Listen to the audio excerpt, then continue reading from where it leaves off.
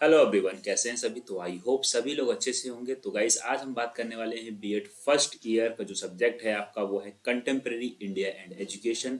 Last video में हमने काफी सारे क्वेश्चंस देख लिए थे। आज हम क्वेश्चन नंबर 6 की बात करेंगे। तो क्वेश्चन आपके स्क्रीन पर है। इसी के साथ गाइस, वीडियो अच्छी लगा करे तो वीडियो को लाइक कर दीजिएगा। चैनल पे फर्स्ट टाइम विजिट कर रहे हैं, चैनल को सब्सक्राइब करें, बेल आइकन हिट कर दीजिएगा। चलिए आगे बढ़ते हैं और चीज़ों को देख लेते हैं। तो मैं कैमरा थोड़ा सा ऑफ कर देता हूँ, अदरवाइज होता क्या है कि जो मेरे बैकग्राउंड में आता है वो दिखता नहीं। तो काफ़ी सारे क्वेरी आती है इस चीज़ को लेके, और जब हम बातें करेंगे तो फिर वापस से आ जाएंगे। तो चलिए आगे बढ़ते हैं। तो क्वेश्चन आप लोग देख रहे होंगे आपकी स्क्रीन पर, यहाँ पर है। तो क्वेश्चन 6 में जो है वो क्या कहा गया है कि समानता प्रत्यय को स्पष्ट कीजिए। यानी कि समानता जो शब्द है, यानी कि इक्वलिटी। तो इक्वलिटी के बारे में सभी लोगों को मालूम भी होगा काफ़ी सारी चीज़ें, ठीक है। तो समानता शब्द है क्या है, मतलब इसको थोड़ा सा बताना है, समझाना है, ठीक है। तो इसमें आप लोग कह सकते हैं क्या, समानता एक ऐसा शब्द है जिसका तात्पर्य है सभी को बिना किसी भेदभाव समान अवसर मिलना। अर्थात यह अवसर समानता के संदर्भ में प्रयोग किया जाने वाला शब्द है, ठीक है। यानी कि इक्वलिटी, राइट टू इक्वलिटी को जो आप लोगों ने आर्टिकल पढ़ा होगा, ठीक है।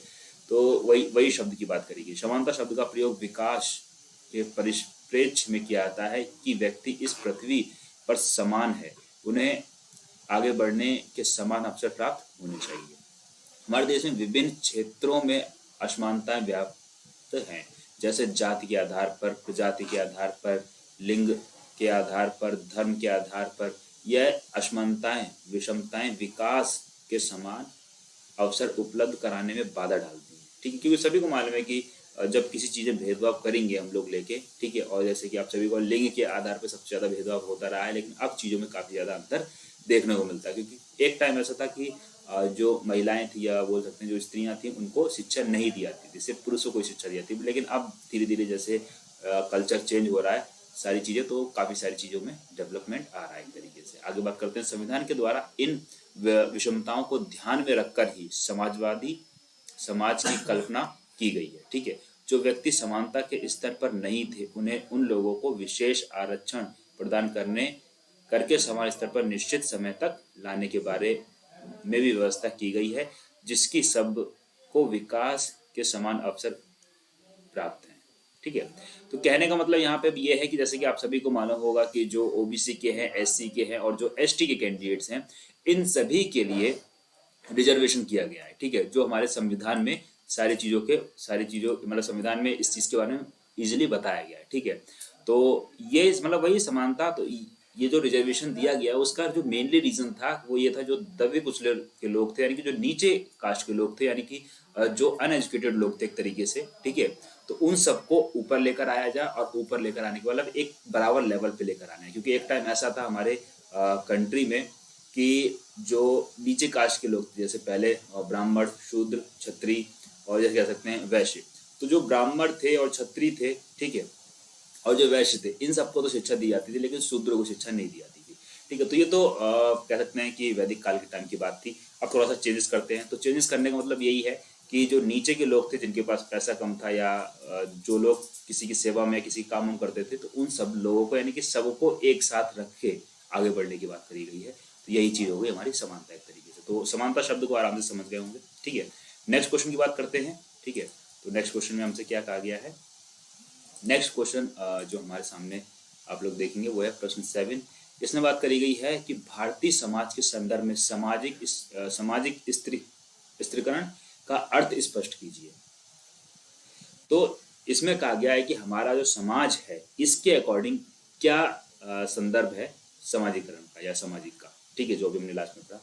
तो यहाँ पे हम लोग बात कर सकते हैं, जैसे आप लोग देख रहे होंगे उत्तर में, भारतीय समाज के संदर्भ में स्पष्टीकरण का अर्थ, यानी meaning and definition of the social stratification in references of Indian society. Okay. तो स्त्रीकरण की अंग्रेजी भाषा में स्ट्रेटिफिकेशन कहा जाता है, ठीक है। आगे बात करते हैं। यह शब्द स्ट्रेटम शब्द से लिया गया है, ठीक है। देखो ये कुछ शब्द हैं जिनको आप लोग रट लीजिएगा, चाहे 2-3 बार पढ़ लीजिए, क्योंकि ये शब्द जब आप इम्प्लीमेंट करते हैं अपने आंसर में, तो एग्जामिनर को प्रभावित करता है कि हाँ आपको नॉलेज है उस चीज़ के बारे में, ठीक है।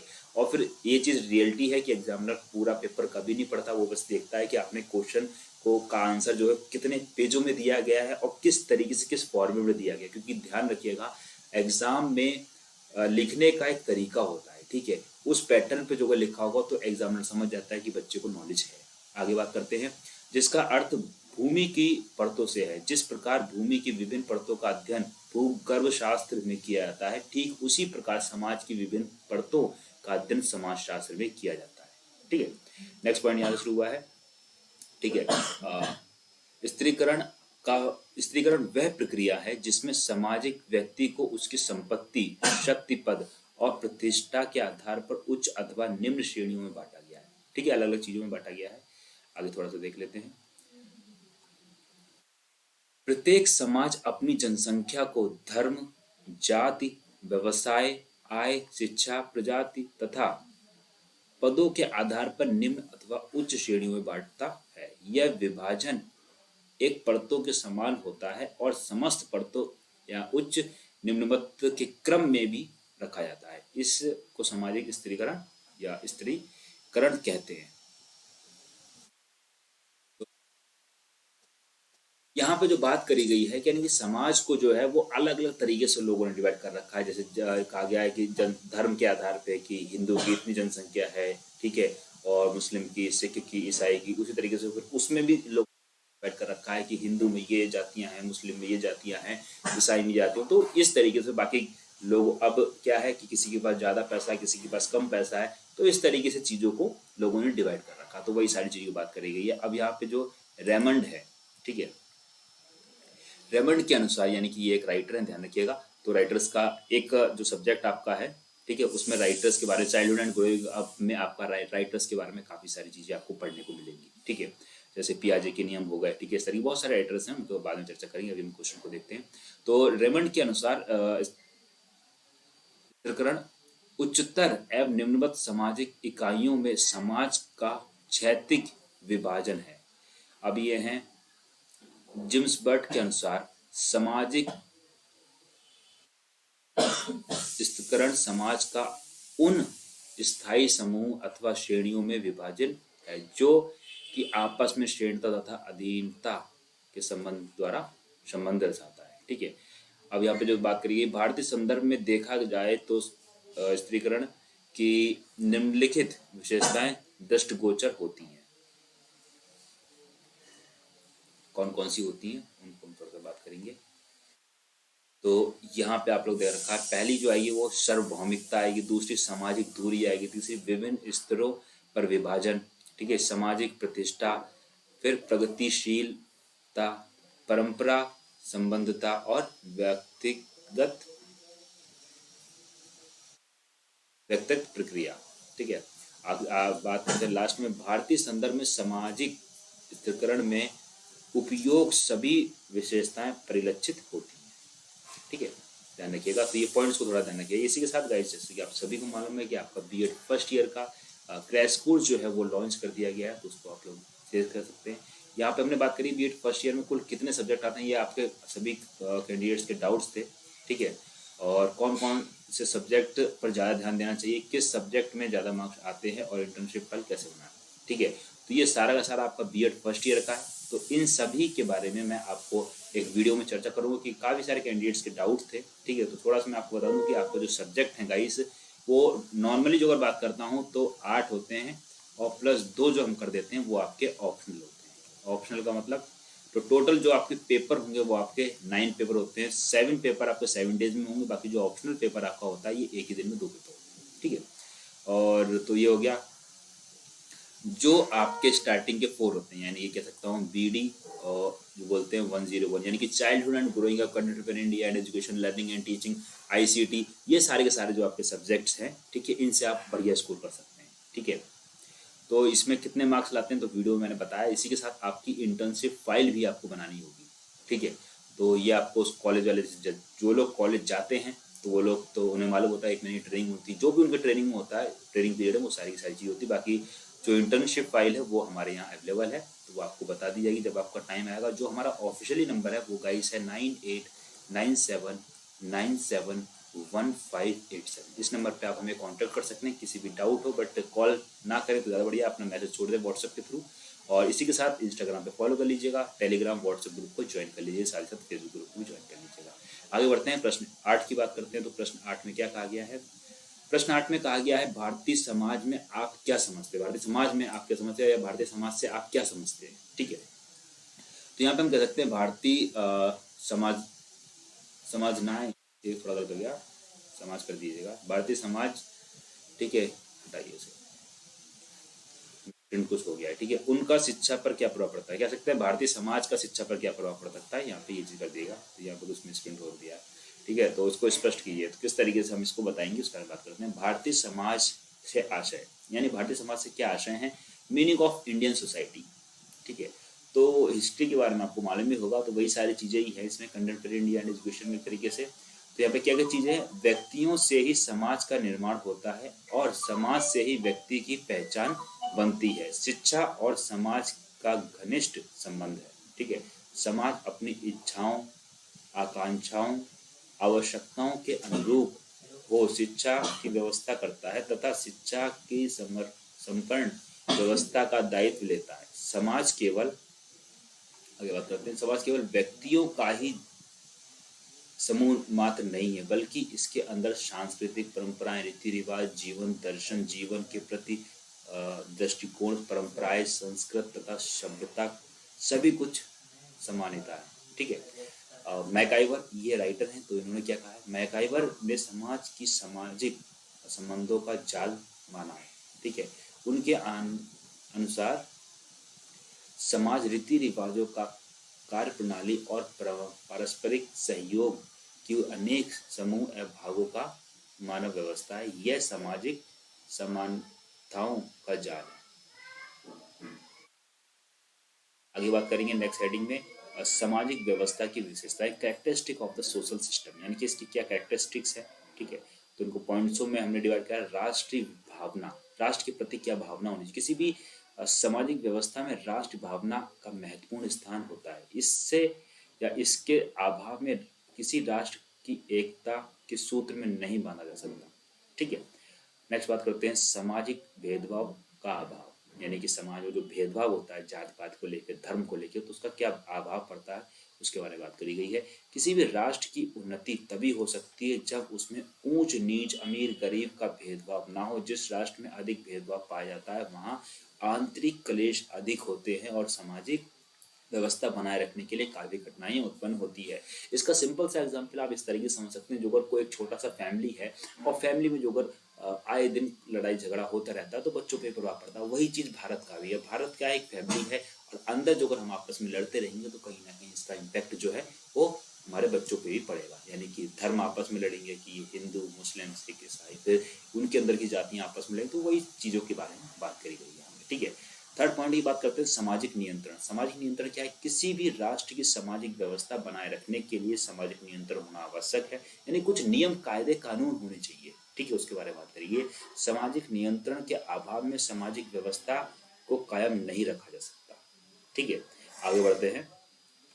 सहयोग की भावना, तो सहयोग की भावना फोर्थ पॉइंट, सामाजिक व्यवस्था बनाए रखने के लिए समाज के व्यक्तियों में परस्पर सहयोग की भावना होनी चाहिए, यानी कि किसी भी काम करने के लिए एकजुट हो जाना चाहिए, उस ये बात करी गई। ठीक है, सहयोग एवं विश्वास की भावना में अभाव में लोग एक दूसरे की सहायता नहीं करते हैं। ये सबसे कहते हैं गलत आदत रहती है सभी के अंदर। कि होता क्या है कि सभी का सहयोग, जैसे मान लो आप घर से बाहर निकलते हैं और कूड़ा पड़ा हुआ है तो लोग क्या करते हैं वहां पे जाके और कूड़ा डाल देंगे। ठीक है, बट वो कूड़ा डालने की जगह नहीं है, तो वही सारी चीज़ों की बात करी गई। अब यहीं पे बात करी गई कि एक कैंडिडेट ऐसा या एक बच्चा, एक छात्र ऐसा है जो उस कूड़े को उठाता है और जाके डस्टबिन में डाल देता है। ठीक है, तो दूसरे लोग देख के उसको इसको हंसते हैं, तो वही सारी चीज़ों की बात करी गई यहाँ पे कि समाज सहयोग की भावना। अब एक इंसान किसी काम को कर रहा है, ठीक है, तो दूसरे को और सहयोग करना चाहिए, चलिए हम भी इसकी मदद करते हैं और चीज़ों को अच्छे लेवल से या सही तरीके से करते हैं। तो ये चीज़ों की बात करेगी। फिर पहली बात करते हैं अधिकारों की अपेक्षा कर्तव्यों का अधिक महत्व होता है। भारतीय समाज में अधिकारों की अपेक्षा कर्तव्य पालन का अधिक महत्व दिया गया है। यदि व्यक्ति कर्तव्य पालन के प्रति जागरूक होगा तो उसे अधिक स्वतः ही प्राप्त हो जाएगा। केवल अधिक प्राप्त पर ध्यान केंद्रित करने पर समाज में आवश्यकता उत्पन्न हो जाएगी। ठीक है, नेक्स्ट बात करते हैं भारतीय समाज की प्रकृति। अब किस तरीके से भारतीय समाज की प्रकृति यानी कह सकते हैं nature of the Indian society, लोगों का नेचर कैसा, लोगों का एक दूसरे के प्रति व्यवहार कैसा है, उसके बारे में बात करी गई है यहाँ पे। तो भारतीय समाज यानी विभिन्न जातियों, समूह एवं वर्गों की पुंज है, या फिर पूंजी कह सकते हैं, पूंजी है, ठीक है। और जो भारतीय बालकों को किसी न किसी रूप में प्रभावित करते हैं। भारतीय समाज के प्रति, उस भारतीय समाज की प्रकृति पर ध्यान दिया जाना चाहिए। हमें भारतीय समाज के दो रूप दिखाई पड़ते हैं। कौन कौन से दो रूप दिखाई पड़ते हैं उसको कहते हैं, एक आता है आपका परंपरागत स्वरूप और दूसरा आता है हमारा आधुनिक स्वरूप। परंपरागत स्वरूप जो पहले से चीजें चलती हैं, और आधुनिक जो चीजों में चेंजेस आ रहे हैं, परिवर्तन आ रहे हैं। तो परंपरागत स्वरूप में विभिन्न जातियां, उपजातियां चार प्रकार में के वर्ण में है। कौन कौन से में? ब्राह्मण में डिवाइड किया गया था, फिर क्षत्रिय, फिर वैश्य और फिर शूद्र। विभिन्न रीति रिवाज हिंदू धर्म के हैं, मुस्लिम के हैं, सिख के हैं, ईसाई के हैं, और इन धर्मों का पृथक खान पान, व्यवस्था, वेशभूषा एवं रीति रिवाज दिखाई पड़ते हैं। यानी कि हर धर्म का अपना अलग है, हिंदू का अलग है, मुस्लिम का अलग है, सिख का अलग है, ईसाई का अलग है, ठीक है। उसके बाद इन सबके धर्मों के बाद में हमारा जो बना जैन, हमारा बौद्ध धर्म, तो धीरे धीरे करके चीजें अलग, ठीक है। आधुनिक स्वरूप की बात करते हैं तो भारतीय समाज में आधुनिक स्वरूप यद्यपि परंपरागत स्वरूप से बहुत अधिक प्रभावित है, फिर भी इसमें जनतंत्र, समाजवाद, लोक कल्याण, कारी राज्य, सभी धर्मों का सम्मान, धार्मिक स्वतंत्रता, श्रम के प्रति निष्ठा भावना आदि दृष्टिगत होते हैं। संविधान द्वारा प्रदत्त अधिक व कर्तव्य आदि के भी काफी हद तक व्यक्ति को प्रभावित किया गया, ठीक है। आगे बढ़ते हैं और नेक्स्ट पॉइंट को देखते हैं। थोड़ा सा क्वेश्चन जो है वो लंबा है, बट ये जो चीजें काफी ज्यादा इंपॉर्टेंट है, क्वेश्चन आपके आएंगे, तो जितना ज्यादा से ज्यादा आप लिख पाएंगे उसके बारे में। अब देखो, सिर्फ क्वेश्चन कहता है कि समाज के प्रति स्पष्टीकरण कीजिए, तो स्पष्टीकरण में एक तरीके काफी सारी चीजें आती है, या इसकी व्याख्या कीजिए, ठीक है। अब बात करते हैं भारतीय समाज का बालक की शिक्षा पर प्रभाव, यानी कि impact of Indian society on education of the child. क्या प्रभाव पड़ता है जो हमारी शिक्षा है उसका एक बालक के ऊपर, एक बच्चे के ऊपर। पहले पॉइंट बात करते हैं बालक के शारीरिक विकास पर प्रभाव। यदि हम समाज पर दृष्टिपात करें तो तस्वीर साफ झलकती है। जिस समाज में अच्छे नागरिक रहते हैं वहां बच्चे के शारीरिक विकास का पूरा ध्यान रखा जाता है। सेकंड की बात करें मानसिक विकास पर प्रभाव, मानसिक मेंटल किस तरीके से विकास होता है। जिस प्रकार का समाज होता है बालक की मानसिक भी उसी या उसका विकास भी वैसा ही होता है, ठीक है। समाज के द्वारा सभी नागरिकों को समाज शैक्षिक अवसर उपलब्ध कराए गए तथा निःशुल्क एवं अनिवार्य शिक्षा व्यवस्था की नीति निर्देशक तत्वों में निहित है। यानी कि हमारे संविधान में नीति निर्देशक तत्वों के अकॉर्डिंग शिक्षा अनिवार्य है बच्चे को देना। जो भी उसके अभिभावक होते हैं उन सबके प्रति उनकी जिम्मेदारी है ये। अतः जो राज्य अपने नागरिकों की शिक्षा के प्रति जागरूक है वहां के बालकों का मानसिक विकास भी अच्छा होता है। चलिए आगे बढ़ते हैं, थर्ड पॉइंट को देखते हैं। तो थर्ड पॉइंट में क्या बात करेंगे? थर्ड पॉइंट में कहा गया है संवेगात्मक विकास पर प्रभाव। समाज में संवेगात्मक विकास की कल्पना शिक्षा से नहीं की। संवेगों का संबंध जातिवाद, प्रांतवाद, संप्रदायवाद जैसे तत्वों से है जो व्यक्ति के संवेगों को उभारते हैं और राष्ट्रीय एकता में बाधा उत्पन्न करते हैं। फोर्थ, नैतिक विकास पर प्रभाव। आज भी भौतिकवादी युग के विज्ञान के प्रभाव में हमारे देश में युवा पीढ़ी पश्चिमी सभ्यता को बहुत तीव्र से अपना रही है। यानी कि बाहर का कल्चर बहुत तेजी से अपनाया जा रहा है, उसके बारे में बात करी गई है यहाँ पे। वेस्टर्न कल्चर जिसको हम लोग ट्रेंडिंग में बोलते हैं, जिसका उनके नैतिक तथा आध्यात्मिक विकास पर बहुत अधिक प्रभाव पड़ता है। अतः समाज को चाहिए कि एक ऐसा वातावरण बनाए जिसमें नैतिक का विकास हो सके। उपयुक्त विवेचना के बाद यह पता चलता है कि समाज व शिक्षा एक दूसरे के अंतोश्रित हैं, यानी कि एक दूसरे के पूरक है, एक तरीके से कह सकते हैं। तो नैतिक विकास में सिंपल सी बात करी गई है कि हमने क्या किया, वेस्टर्न कल्चर को देखा कि वहाँ के लोग छोटे कपड़े पहनते हैं और सारी चीजें हैं, तो उसको हमने अडॉप्ट कर लिया, वो आज के टाइम में फैशन में आ गया चीजों को, ठीक है। तो वही चीज़ों की बात करी नैतिक, यानी कि अपनी चीज़ों के प्रति हमें थोड़ा जागरूक होना चाहिए। वहाँ पे वो लोग छोटे कपड़े क्यों पहनते हैं, हम लोग उनकी वेशभूषा क्यों ना धारण करें, इसके पीछे काफ़ी सारे रीज़न है। क्योंकि वहाँ का एनवायरनमेंट ऐसा है, यहाँ का एनवायरनमेंट ऐसा है। अब लेकिन आज के टाइम पे क्या है, उसको वहाँ के कल्चर को यहाँ अपना लिया गया, अब यहाँ के कल्चर को वहाँ अपनाया जाता है। तो ये सारी चीज़ें हैं जो चल रही हैं, तो नैतिक विकास में आपका ये चीज़ें आती हैं। इसी के साथ गाइस क्वेश्चन नंबर 9 जो है वो वीडियो में, और फर्स्ट यूनिट का ये मेरे ख्याल से लास्ट या सेकंड लास्ट क्वेश्चन होगा। इसका हम सेकंड यूनिट ना स्टार्ट करके हम जो आपका फर्स्ट सब्जेक्ट है चाइल्डहुड एंड ग्रोइंग अप उसके बारे में बात करेंगे। ठीक है, कैमरा को थोड़ा सा ऑन कर लेता हूँ ताकि थोड़ा सा इंटरएक्ट दोनों का अच्छे से बने। ठीक है, तो यहाँ पे जो बात प्रश्न 9 में जो बात करी गई है वो करी गई है समानता के अधिकार से क्या तात्पर्य है। ठीक है, तो उसको नेक्स्ट वीडियो में देखेंगे। और ये यूनिट जो है आपकी, यानी कि जो आपका सब्जेक्ट है, यहाँ पे मैं लिख देता हूँ BD 102। ठीक है, कंटेम्प्रेरी इंडियन एजुकेशन जो हमारा चल रहा है। ठीक है, यूनिट फर्स्ट जो है खत्म होने वाली है। अब जो मैं उठाऊंगा वो आपका BD 101 जो आपका पेपर कोड है और जो आपका सब्जेक्ट है चाइल्डहुड एंड ग्रोइंग अप। ठीक है, चाइल्डहुड एंड ग्रोइंग अप। तो नेक्स्ट या बोल सकते हैं कि नेक्स्ट वीडियो या फिर उसके आफ्टर नेक्स्ट वीडियो हम चाइल्डहुड एंड ग्रोइंग अप की बात करेंगे, यानी कि फर्स्ट यूनिट कंप्लीट करने के बाद में हम चाइल्डहुड ग्रोइंग अप की पहली यूनिट कंप्लीट करेंगे। इस तरह की चीज़ों आगे थोड़ी थोड़ी करके चीज़ें कंप्लीट होती हैं। ठीक है, इसी के साथ गाइस वीडियो अच्छी लगा कर तो वीडियो को लाइक कर दीजिएगा और चैनल पे फर्स्ट टाइम विजिट करना है चैनल को सब्सक्राइब कर लीजिएगा। कोई डाउट कोई क्वेरी हो किसी तरीके का तो आप बाकायदा कॉन्टैक्ट कर सकते हैं। ठीक है, और अभी तक जो अगर आप लोगों ने टेलीग्राम चैनल इंस्टाग्राम पे फॉलो फेसबुक पेज को ज्वाइन नहीं किया है तो जल्दी से ही ज्वाइन कर लीजिएगा। व्हाट्सअप को भी ज्वाइन कर लीजिए, व्हाट्सअप ग्रुप को भी ज्वाइन कर लीजिए। कोई क्वेरी बचती है व्हाट्सअप पे मैसेज डाल दीजिएगा। इसी के साथ ही साथ कमेंट करके पूछ सकते हैं। और वीडियो अच्छी लगे तो लाइक कर दीजिएगा और भी अच्छी लगे तो शेयर कर दीजिएगा। और चैनल पे पहली बार आए तो सब्सक्राइब करके जाइएगा। देन मिलते हैं नेक्स्ट वीडियो में, तब तक के लिए thanks for watching, have a nice day. जय हिंद, जय Bharat, love you to my dear friends, thank you so much, love you, take care and bye bye.